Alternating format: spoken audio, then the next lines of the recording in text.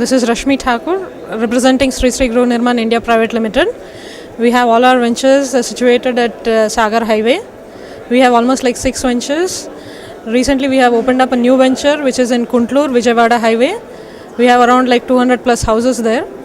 We have already completed 2 projects on Sagar Highway.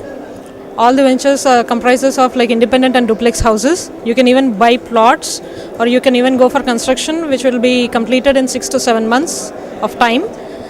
Then our chief head is Mr. Bhupati Raju, who represents the company, and our chairman is Mr. Narasimha Reddy.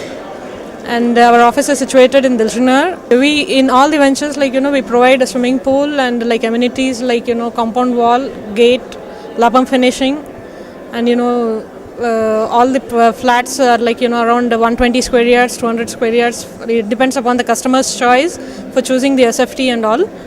So they can even go for independent or duplex construction of their own choice. House plans can also be selected by the customers. All our ventures are only in Hyderabad, no other place. The response is very good for our projects. That's why we are keep on going on with the new projects also.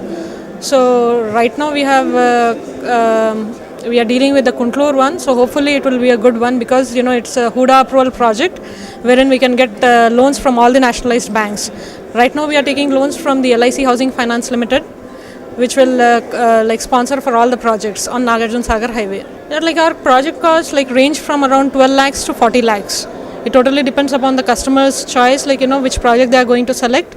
It's from the low budget project to the high budget project. Because it is very near to the Shamshabad airport as well as the outer ring road, the response from the customers would be very high for us. So we may plan to get into more ventures nearby to that place. We are participating for the second time, I suppose. Previously also we have participated here. We have also participated in Apreda recently. And we keep on advertising through papers or else through online channels or something like that.